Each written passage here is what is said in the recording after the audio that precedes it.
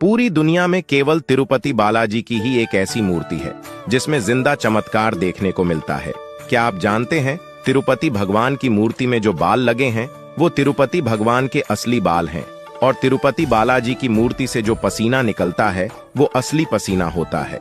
और उससे भी ज्यादा हैरानी की बात यह है कि उसी मंदिर में एक दिया है जो बिना तेल के सदियों से जल रहा है, जिसे किसने जलाया किसी को नहीं पता।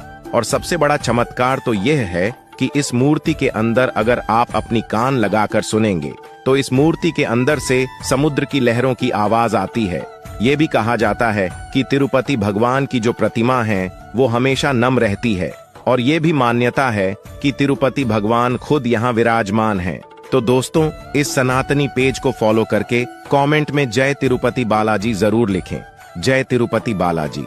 पुराणों के अनुसार गया में एक राक्षस हुआ जिसका नाम था गयासुर। गयासुर को उसकी तपस्या के कारण वरदान मिला था कि जो भी उसे देखेगा या उसका स्पर्श करके उसे यमलोक नहीं जाना पड़ेगा, ऐसा व्यक्ति सीधे विष्णु लोक जाएगा। इस वरदान के कारण यमलोक सूना होने लगा। इससे परेशान होकर यमराज ने जब ब्रह्मा, विष्णु और शिव से यह कहा कि गयासुर के कारण अब पापी व्यक्ति भी बैकुंठ जाने लगा है, इसलिए कोई उपाय कीजिए। यमराज की स्थिति को समझते हुए ब्रह्मा जी ने गयासुर से कहा कि तुम परम पवित्र हो, इसलिए देवता चाहते हैं कि हम आपकी पीठ पर यज्ञ करें। गयासुर इसके लिए तैयार हो गया। गयासुर के पीठ पर सभी देवता और गदा धारण कर विष्णु स्थित हो गए। गयासुर के शरीर को स्थिर करने के लिए इसकी पीठ पर एक बड़ा सा शिला भी रखा गया था। यह शिला आज प्रेत शिला कहलाता है। गयासुर के इस समर्पण से विष्णु भगवान ने वरदान दिया कि अब से यह स्थान जहाँ तुम्हारे शरीर पर यज्ञ हुआ है वह गया के नाम से जाना जाएगा। यहाँ पर पिंडदान और श्राद्ध करने वाले को पुण्य और पिंडदान प्राप्त करने वाले को मुक्ति मिल जाएगी। यहाँ आकर आत्मा को भटकना नहीं पड़ेगा। समय बदलता है कि व्यक्ति? बताओ क्या बदलता है? लोग कहेंगे व्यक्ति,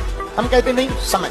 समय समय पर होते हैं समय समय की बात। किसी समय का दिन बड़ा, किसी समय की रात। समय समय पर होते हैं समय समय की बात। राम जन्म का दिन बड़ा, कृष्ण जन्म की रात।